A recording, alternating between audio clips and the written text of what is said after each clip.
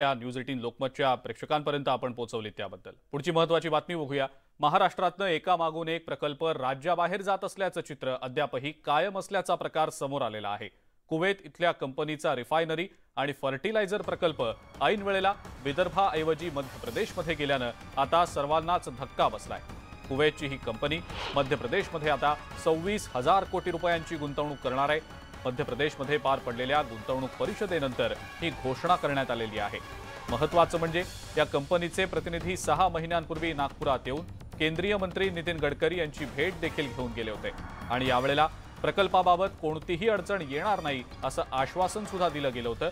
मात्र या प्रकल्पासाठी राज्य सरकार आणि MIDC कडून अपेक्षित पाठपुरावा न झाल्यानं या प्रकल्पानं महाराष्ट्रातनं काढता पाय घेतल्याचं सांगण्यात येतंय।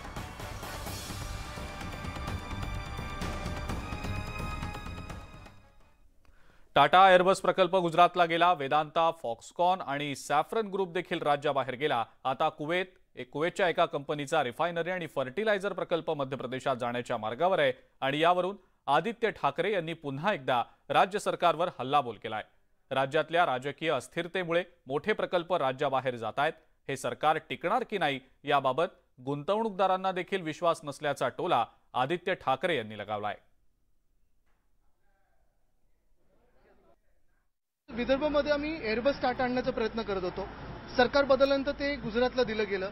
हा मोठा प्रकल्प मला वाटतं जिथे तर परत यावर्षी निवडणूक आहे त्या राज्यात जाण्याचा ही संभावना आहे। आज मी पण पेपरमध्ये वाचली आहे। एकंदरच आपण बघत असाल डॅव्हॉसमध्ये असेल ज्या 3-4 वेगळ्या कंपन्या ज्या आधीच साईन झालेल्या आहेत बरं त्याचे अजून मिनिट आले नाहीत MIDC मधून आणि असे मोठे प्रकल्प हे दुसऱ्या राज्यात चालले। त्याचं कारण काय आहे? ते एकच कारण स्पष्ट आहे की राजकीय अस्थिरता। कुठेही असं विश्वास वाटत नाहीये कोणालाही कुठच्याही गुंतवणूकदाराला की हे सरकार टिकणार आहे आणि हे दुर्दैव आहे। दरम्यान भाजपचे प्रदेशाध्यक्ष चंद्रशेखर बावनकुळे यांनी आदित्य ठाकरेंवर पलटवार केलाय। आदित्य ठाकरे सकाळी तयार झालेली स्क्रिप्ट संध्याकाळपर्यंत वाचत असतात असा टोला बावनकुळे यांनी लगावला। तसंच महाविकास आघाडी सरकारच्या 2.5 वर्षांच्या काळात काहीच काम झालेलं नसून शिंदे फडणवीस सरकार एक प्रकल्प महाराष्ट्रात आणण्यासाठी प्रयत्न करत असल्याचं स्पष्टीकरण बावनकुळे यांनी दिलेलं आहे।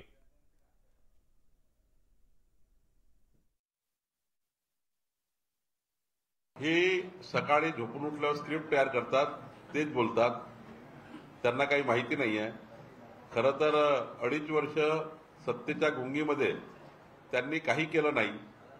देवेंद्रजी, एकनाथजी 18 तास काम करून त्या ठिकाणी राज्याला पुढे नेतात आहे, एक प्रकल्प आणतात आहे। केवळ या राज्यामध्ये निगेटिव्ह नरेटिव्ह सेट करण्याकरता असे प्रकारचे सकाळी लिहिलेली स्क्रिप्ट दिवसभर वाचतात। चिंचवड पोटनिवडणुकीसाठी